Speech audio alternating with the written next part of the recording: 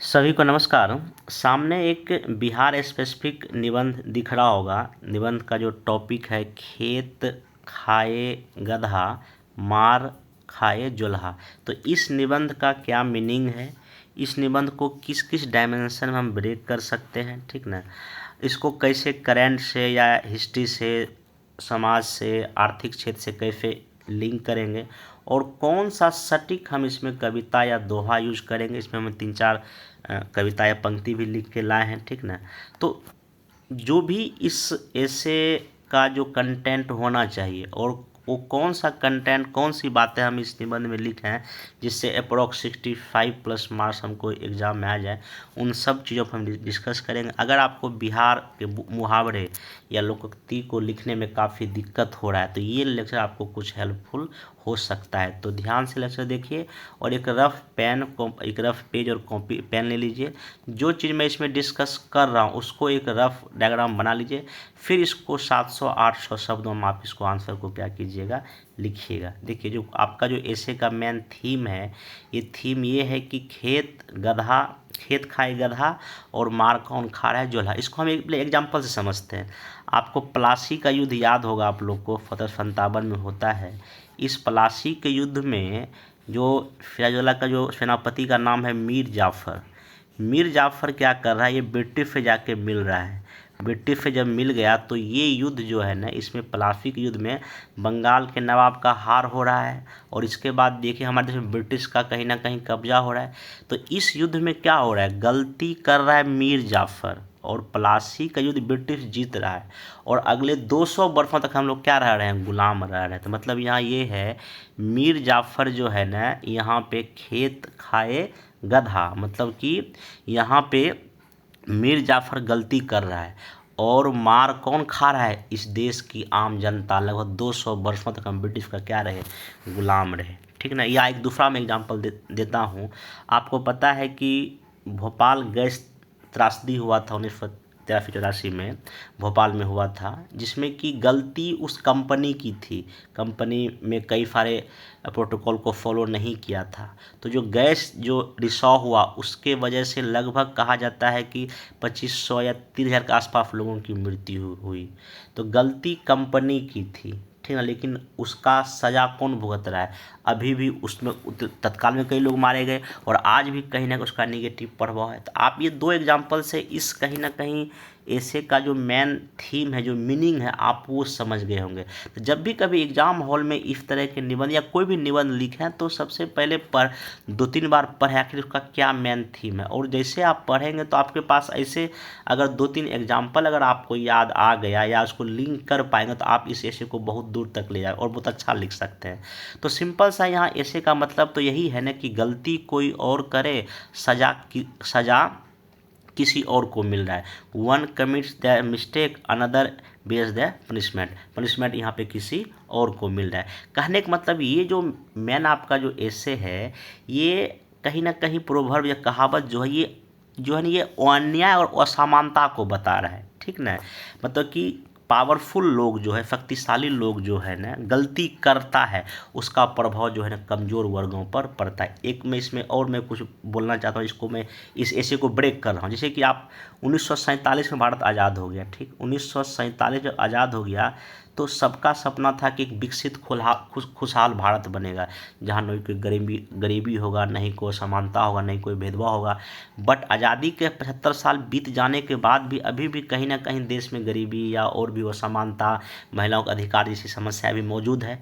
तो इतने वर्षों में कहीं ना कहीं वो पॉलिसी मेकर जो हमारे देश के रहे, जो नीति निर्माता रहे, उनकी कुछ ना कुछ गलती तो है जिसका जो सज़ा देश की जनता भुगत रही है। तो आप मेरी बात को समझ रहे होंगे कि ऐसे का कहाँ तक आप लेके जा सकते। देखिए यही निबंध में किसी को हो सकता है 50 नंबर मिले और किसी को 70 नंबर मिले। मेन बात है यहाँ हमको 70 नंबर पर काम करना है। तो जो चीज़ इसमें डिस्कस उसको ध्यान से सोचें। और ऐसा नहीं कि आप सिर्फ इसी ऐसे में, बाकी और भी अगर इस तरह का निबंध या ऐसे है तो आप वहाँ भी ऐसे करके क्या कर सकते हैं, सोच सकते हैं। तो ये हमारे समाज की एक तक सच्चाई भी है ना कि अन्याय जो है ना कहीं कमज़ोर लोग के साथ हो रहा है, ठीक ना। और ये सिर्फ बिहार का कहावत नहीं है, ये राष्ट्रीय लेवल पे, इंटरनेशनल लेवल पे भी कई चीज़ें हमको देखने को क्या होती है, मिलती है। गलती कोई और कर रहा है, जैसे कि आप देखते होंगे औद्योगिक क्रांति जब हुआ तो उसमें वेस्टर्न यूरोप के देशों ने उसको शुरू किया, कई सारे क्लाइमेट चेंजेज हुए, CO2 की मात्रा हमारे पर्यावरण में बढ़ गया, और उसका जो जो जो निगेटिव प्रभाव कहीं ना कहीं जो और विकसित या जो विकासशील देश है वो पर है। आज देखिए कई सारे ऐसे आइलैंड है, द्वीप समूह देश है जो कि समुद्र के पानी से डूब रहा है क्योंकि क्लाइमेट चेंज हो रहा है। तो आप वहाँ पे लिखे भी कि जो वेस्टर्न जो कंट्री के देशों ने जिस तरह से पर्यावरण का दोहन किया, हमारे एटमॉस्फेयर में जो कार्बन डाइऑक्साइड की मात्रा बढ़, उसका जलवायु परिवर्तन जो हुआ, जो आज देखिए टेम्परेचर बढ़ रहा है, उससे कहीं ना कहीं द्वीपीय देश जो है प्रभावित है। गलती कोई और कर रहा है, सजा किसी और को मिल रहा है, ठीक ना। तो एक सबसे बेस्ट आप करंट से भी इसको लिंक आराम से कर सकते हैं, क्लाइमेट चेंज का लिख सकते हैं, विकसित देश ने गलती किया, इसका प्रभाव कहीं ना कहीं गरीब और विकासशील देशों पर क्या हो रहा है, पड़ रहा है। तो आप अब इसका मोटा मोटी थीम समझ गए, अब इसको कई एरिया में लेके जा सकते हैं। जैसे कि मैं कुछ आप इसको मैं डायमेंशन आपको बताने की कोशिश करता हूँ। जैसे कि अगर आप इसमें आप एंशिएंट टाइम का अगर एग्जाम्पल लेंगे तो उसमें देखिए आपको 4 वन व्यवस्था था, वहाँ कहीं ना कहीं शोषणकारी चीज़ें हो रहा था, ठीक ना। मॉडर्न इंडिया में आइए ज़मींदार लोग भी टैक्स बढ़ा दे, उसका प्रभाव कहीं ना गरीब किसानों पर पड़ रहा था। आप प्लासी के युद्ध का एग्जाम्पल ले सकते हैं, मीर जाफर का एग्जाम्पल ले सकते हैं, ठीक ना। अगर आप सोशल इशू में आइएगा तो देखिए बड़े बड़े ऑफिसर या जो भी नेता लोग करता है करप्शन, ठीक ना, भ्रष्टाचार करते हैं, लेकिन उसका जो भ्रष्टाचार का जो प्रभाव या जो उसका दुष्प्रभाव दुष्परिणाम जो है ना कहीं गरीब लोगों पे पड़ता है। जब कभी बाढ़ आता है, सूखा, जो भी फंड आता है वो कहीं ना कहीं पैसा खत्म हो जाता है भ्रष्टाचार में, तो उसका प्रभाव गरीब लोगों को पड़ता है, नेता अधिकारी सजा भुगतना कमजोर लोगों को पड़ता है। गैस भोपाल गैस हादसा में बता ही दिया, ठीक ना। तो यहाँ पे कुछ अगर आपको दार्शनिक पक्ष अगर लिखना हो, दार्शनिक पक्ष में एक निस्ते नाम का एक बहुत बड़ा फिलोसफर है, वो कहते हैं कि अन्याय कभी हमेशा के लिए राज नहीं करता है, लेकिन इसका कष्ट जो है अनंत तक होता है। तो आप ऐसे कुछ बातों को लिख सकते हैं, ठीक ना। बाकी क्लाइमेट चेंज, विकसित देशों का बात लिख सकते हैं, विकासशील इसका परिणाम भुगत रहे हैं। आज़ादी के बाद में बता ही दिया कि हम देखिए 75 ईयर्स के बाद भी जो कई सारी समस्या देश में जो मौजूद है, गलती कोई और क्या, मतलब पॉलिसी मेकर सही ढंग से नहीं था, जिसकी वजह से आज हम गरीबी या जो चीज़ें समस्या है, ठीक ना। तो ये कर सकते हैं। तो कई सारे डायमेंशन में इस एसे को लेकर जा सकते हैं। अब देखिए सबसे बड़ी बात ये रहा कि ठीक है आप इसको कई सारे डायमेंशन में सोच लिए, माइंड ब्रेक कर लिए, फ्लो चार्ट बना लिए, लेकिन अब यहाँ पे कुछ इसमें अच्छे मार्क्स के लिए कुछ दोहे पंक्ति हमको यूज करना है, तो जो सटीक बैठता हो। देखिए स्टार्ट आपकी भूमिका में ऐसा कोई पंक्ति दोहा हो जो कि पूरे उस निबंध को, थीम को अच्छे से जस्टिफाई कर, सटीक बैठे। जैसे कि यहाँ पे एक मंसूर उस्मानी जी एक पंक्ति है, वो कहते हैं, इस शहर में चलती है हवा और की तरह, जुर्म और तरह के हैं, सजा और तरह की है। आप देख रहे हैं यहाँ पर कितना आप सटीक यहाँ लाइन बैठ रहा है, ठीक ना। एक और देखिए जगत मोहन लाल जी का एक लाइन है, पेश तो होगा अदालत में मुकदमा बेशक, मतलब कि पेश तो होगा अदालत में मुकदमा बेशक, जुर्म कातिल ही के सर हो ये जरूरी नहीं, मतलब कि जो गलती किया है उसी को सजा मिले ये जरूरी नहीं। वही है, खेत खाए गधा और मार खाई जो है ना जुल्हा वाली यहाँ पे बात हो रही। ये जगत मोहन लाल जी का ये पंक्ति, ये देखिए 3 मैं बता रहा हूँ, आप इसको कहीं भूमिका में, कहीं बॉडी पार्ट में, कहीं निष्कर्ष में कहीं यूज करेंगे, आपको गारंटी है कि 1-2 मार्क्स जो है आपको एक्स्ट्रा मिलेगा ही। एक केदारनाथ अग्रवाल जी का एक पंक्ति है, संशयी मन सत्य की आवाज़ नहीं सुनता, कान का पर्दा न्याय के लिए नहीं खुलता। देखिए तीनों जो मैं लाया हूँ, ये जो आपके लिए कविता पंक्ति जो भी है, ये कहीं ना कहीं इस पूरे निबंध को अच्छे से क्या कर रहा है, जस्टिफाई कर रहा है। तो ये कई लोगों को मैसेज या कॉल करते हैं या पेड बैच में बोलते हैं कि आखिर कौन सा बात लिखा है, जो कि यही सब, तो ये सब चीज़ें आपको करना पड़ेगा, सीखना पड़ेगा, तभी आप एक बेहतर मार्क्स और निबंध में क्या करेंगे, ला पाएंगे। तो अब इसको लिखने का क्या मोटा मोटी क्या क्या कैसे कैसे आपको 800 वर्ड हम लिखेंगे, समझ तो गए। अब देखिए लिखने की बारी है। लिखने के बारे में सिंपल आप क्या करेंगे, सबसे पहले आप अगर यहीं से शुरू करेंगे, ये आप कविता लिख देंगे ऊपर में, ठीक ना। आप लिखेंगे ऊपर का जो मंसूर उस्मानी जो जी का जो पंक्ति है, दोहा है, ये उपरोक्त जो जो एवं जो ऐसे दिया गया है उस पर सटीक बैठती है, मतलब कि जो है ना गलती, मतलब कि जो है गलती कोई और कर रहा है और सज़ा कहीं ना कहीं और मर रहा है, मतलब कि ये ऐसे करके तब आप इस थोड़ा सा इसके मीनिंग को ना इसके अच्छे से कि बता देंगे कि खेत का मतलब कोई भी आपका वर्किंग प्लेस हो सकता है, गधा का मीनिंग बता देंगे, अब उसका गलती जो लहे पे मतलब कि कोई और भुगत रहा है, इसके मीनिंग को अच्छे से आप ऐसा पैराग्राफ में दिखा देंगे। फिर यहाँ पे आप दिखा देंगे एक कहीं ना कहीं कहावत या प्रोवर्ब है जो कहीं ना कहीं अन्याय और समानता को बता रहा है, ठीक ना।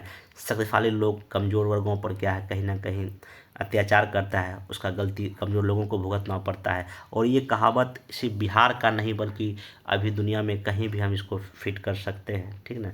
अब यहाँ पे कई सारे आप डायमेंशन ब्रेक करें, ठीक ना, आप क्लाइमेट चेंज में लेके जाएं, ठीक। फिर इसमें आप यहाँ पे कई सारे जैसे कि एंशियंट टाइम में लेके जाएं, कुछ इतिहास का कुछ बात लिख दें, प्लासी युद्ध का बात लिख सकते हैं, करप्शन का बात अगर सोशलिज्म लिख सकते हैं, भोपाल की इत्यादि का लिख सकते हैं, फिलोसफिकल कुछ बात लिख सकते हैं, ऐसे करके आज़ादी के बाद जो चीज़ें हो रहा है उसको कई बार लिख सकते हैं, ठीक ना।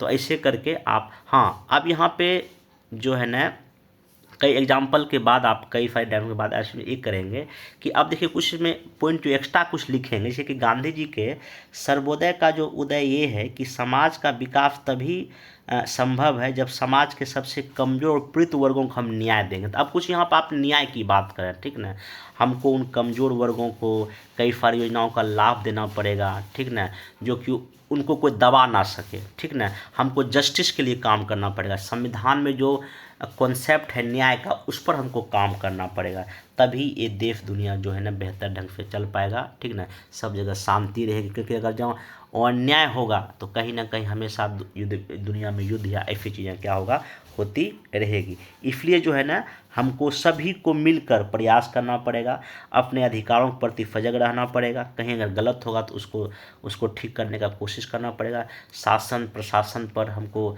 जो भी रिफॉर्म हो उसको करना पड़ेगा, ठीक ना। तो ऐसे करके आप एक पॉजिटिव वे में जो है ना इस निष्कर्ष पर भी क्या कर सकते हैं, पहुंच सकते हैं।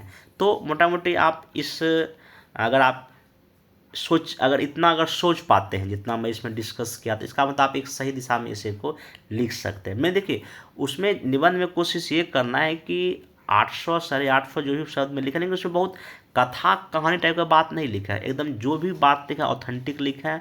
और सबसे बड़ी बात है कि आपका पहले पैराग्राफ से लेके अंतिम तक जो फ्लो होना चाहिए कि हाँ भाई जो पहला पैराग्राफ जो कहे आप सेकेंड उसको अच्छे से मतलब लिंक होना चाहिए। विदाउट लिंक का जो आपका ऐसे बढ़िया नहीं होता है। और कोशिश करें कि कहीं भी किसी तरह का स्पेलिंग एरर ना करें और शब्द या वर्ड जो लिखा है वो साफ साफ लिखें, क्लीन लिखें, ताकि जो कॉपी चेक कर उसको पढ़ने में काफ़ी क्या हो आपका आसान हो।